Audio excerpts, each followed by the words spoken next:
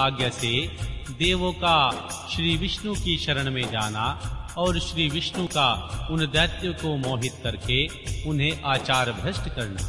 श्री सनत कुमार जी कहते हैं, महर्षि, तदनंतर तारक पुत्रों के प्रभाव से दग्ध हुए इंद्र आदि सभी देवता दुखी हो परस्पर सलाह करके श्री ब्रह्मा जी की शरण में गए। वहां संपूर्ण देवताओं ने दीन होकर प्रेम पूर्वक पितामह को प्रणाम किया और अवसर देखकर उनसे अपना दुखड़ा सुनाते हुए कहा।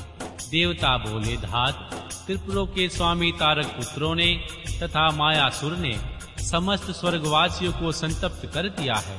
ब्राह्मण, इसीलिए हम लोग दुखी होकर आपकी शरण में आए हैं। आप उनके वध का कोई उपाय कीजिए जिससे हम लोग सुखपूर्वक रह सकें। श्री ब्रह्मा जी ने कहा, देवगणों, तुम्हें उन दानवों से विशेष भय नहीं करना चाहिए। मैं उनके वध का उपाय बतलाता हूँ। भगवान शिव तुम्हारा कल्याण करेंगे। मैंने ही इन दैत्यों को बढ़ाया है, अतः मेरे हाथों इनका वध होना उचित नहीं है। साथ ही त्रिपुर में इनका पुण्य भी वृद्धिगत होता जा रहा है। अतः इंद्र सहित सभी देवता भगवान शिव से प्रार्थना करें। वे सर्वाधीश यदि प्रसन्न हो जाएं, तो वे ही तुम लोगों का कार्य पूर्ण करेंगे। श्री सनत कुमार जी कहते हैं, हे व्यास जी, श्री ब्रह्मा जी की यह वाणी सुनकर इंद्र सहित सभी देवता दुखी हो उस स्थान पर गए जहां वृषभध्वज भगवान शिव आसीन थे। तब उन सब ने अंजलि बांध कर देवेश्वर शिव को भक्ति पूर्वक प्रणाम किया और कंधा झुकाकर लोगों के कल्याण करता भगवान शंकर का स्तवन किया। मुने इस प्रकार नाना प्रकार के स्तोत्रों द्वारा त्रिशूलधारी परमेश्वर की स्तुति करके स्वर्ग साधन में निपुण इंद्र आदि देवताओं ने दीन भाव से कंधा झुकाए हाथ जोड़कर प्रस्तुत स्वार्थ को निवेदन करना आरंभ किया। देवताओं ने कहा, महादेव, तारक के पुत्र तीनों भाइयों ने मिलकर इंद्र सहित समस्त देवताओं को परास्त कर दिया है। भगवान, उन्होंने त्रिलोकी की तथा मुनीश्वरों को अपने अधीन कर लिया और संपूर्ण सिद्ध स्थानों को नष्ट भ्रष्ट करके सारे जगत को पीड़ित कर रखा है। वे दारुण दैत्य समस्त यज्ञ भागों को स्वयं ग्रहण करते हैं। उन्होंने ऋषि धर्म का निवारण करके अधर्म का विस्तार कर रखा है। हे शंकर, निश्चय ही वे तारक पुत्र समस्त प्राणियों के लिए अवध्य हैं, इसलिए स्वेच्छा अनुसार सभी कार्य करते रहते हैं।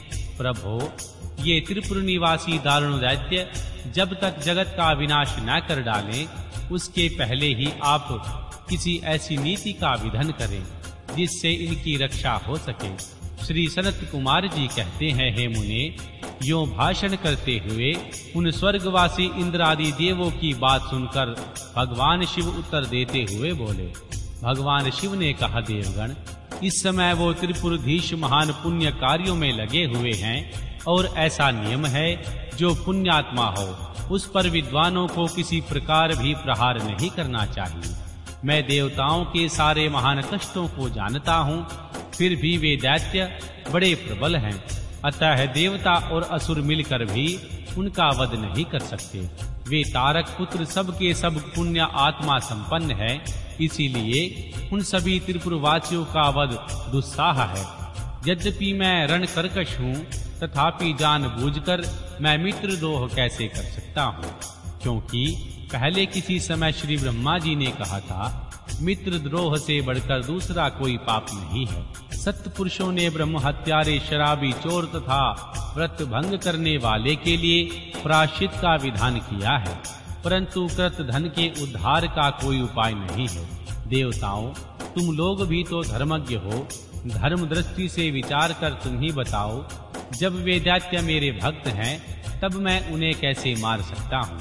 इसलिए अमरो, जब तक वे दैत्य मेरी भक्ति में तत्पर हैं, तब तक उनका वध असंभव है।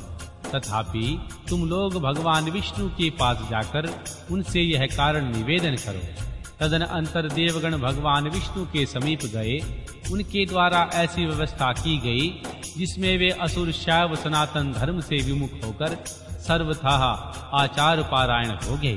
वैदिक धर्म का नाश होने से वहां स्त्रियों ने पतिव्रत धर्म छोड़ दिया पुरुष इंद्रियों के वश में हो गए, स्त्री पुरुष सभी दुराचारी हो गए, देवरा धन श्राद्ध यज्ञ व्रत तीर्थ शिव विष्णु सूर्य श्री गणेश आदि का पूजन स्नान दान आदि सभी शुभ आचरण नष्ट हो गए। तब माया तथा आलक्ष्मी उन पुरों में जा पहुंची। तब से प्राप्त लक्ष्मी वहां से चली गई। इस प्रकार वहां अधर्म का विस्तार हो गया। मुने, तब शिव इच्छा से भाइयों सहित उन दैत्यराज की तथा मैं की भी शक्ति कुंठित हो गई।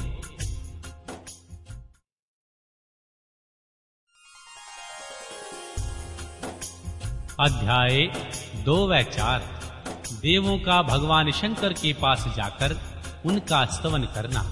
भगवान शंकर के त्रिपुर वध के लिए उदत न होने पर श्री ब्रह्मा और भगवान विष्णु का उन्हें समझाना।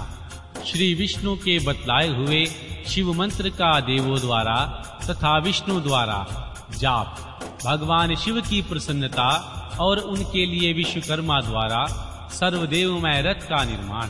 श्री व्यास जी ने पूछा, हे सनत कुमार की, जब भाइयों तथा पूर्वा निवासियों सहित उस दैत्यराज की बुद्धि विशेष रूप से मोहछन हो गई, तब उनके बाद कौन सी घटना घटी, विभो वह सारा वृतांत वर्णन कीजिए। श्री सनत कुमार जी ने कहा, महर्षि, जब तीनों पुरों की पूर्वोक्त दशा हो गई, दैत्यों ने शिव अर्चन का परिहान कर दिया, संपूर्ण स्त्री धर्म नष्ट हो गया और चारों ओर दुराचार फैल गया। तब भगवान विष्णु और श्री ब्रह्मा के साथ सब देवता कैलाश पर्वत गए और सुंदर शब्दों में भगवान शिव की स्तुति करने लगे। हे महेश्वर देव, आप परमोत्कृष्ट आत्मबल से संपन्न हैं। आप ही सृष्टि के कर्ता श्री ब्रह्मा, पालक और श्री विष्णु संहार करता रुद्र हैं। पार ब्रह्म स्वरूप आपको नमस्कार है। यो महादेव जी का स्तवन करके देवों ने उन्हें साष्टांग प्रणाम किया। फिर भगवान विष्णु ने जल में खड़े होकर अपने स्वामी परमेश्वर शिव का मन ही मन स्मरण करके तन्मय हो दक्षिणा मूर्ति के द्वारा प्रकटित रुद्र मंत्र का 1.5 करोड़ की संख्या तक जाप किया। तब तक सभी देवता उन महेश्वर में मन लगाकर यों उनकी स्तुति करते रहे। देवों ने कहा, प्रभु, आप समस्त प्राणियों के आत्म स्वरूप कल्याणकर्ता और भक्तों की पीड़ा हरने वाले हैं। आपके गले में नीला चिन्ह है, जिससे आप नीलकंठ कहलाते हैं। आप चिद्रूप एवं प्रचेता हैं। आप रुद्र को हमारा प्रणाम है। असुर निकंदन, आप ही हमारी सारी आपत्तियों के निवारण करने वाले हैं। अतः सदा आप ही हमारी गति हैं और आप ही सर्वदा हम लोगों के वंदनीय हैं। आप सबके आदि और आप ही अनादि हैं। आप ही आनंद रूप अव्यय प्रभु, प्रकृति पुरुष के भी साक्षात सदृष्टा और जगदीश्वर हैं। आप ही रजोगुण, सत्वगुण और तमोगुण के आश्रय से ब्राह्म श्री विष्णु और रुद्र होकर जगत के कर्ता भर्ता और संहारक बनते हैं। आप ही इस भव सागर से तारने वाले हैं। आप समस्त प्राणियों के स्वामी, अविनाशी वरदाता, वडमय स्वरूप, वेद प्रतिपदा और वाच्य वाच्यकर्ता से रहित योग्य वेता योगी, आप ईशान से मुक्ति की याचना करते हैं। आप योगियों के हृदय कमल की कर्णिका पर विराजमान रहते हैं। वेद और सतरंजन कहते हैं। आप पार ब्रह्म स्वरूप, तत्व रूप, तेजो राशि और परातत्पर हैं। सर्व, आप सर्वव्यापी सर्वात्मा और त्रिलोकी के अधिपति हैं।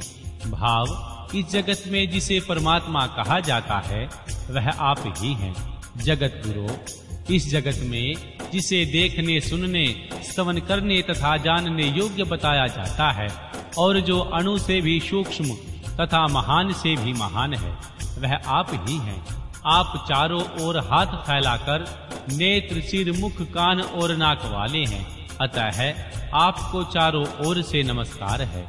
सर्वव्यापिन, आप सर्वज्ञ, सर्वेश्वर, अनावरत और विश्वरूप हैं। आप विरूपाक्ष को सब ओर से अभिवादन है। आप सर्वेश्वर, भावाध्यक्ष, सत्यमय, कल्याणकर्ता, अनुपमय और करोड़ों सूर्यों के समान प्रभावशाली हैं। आपको हम चारों ओर से दंडवत प्रणाम करते हैं। विश्व आराध्य, आदि अंत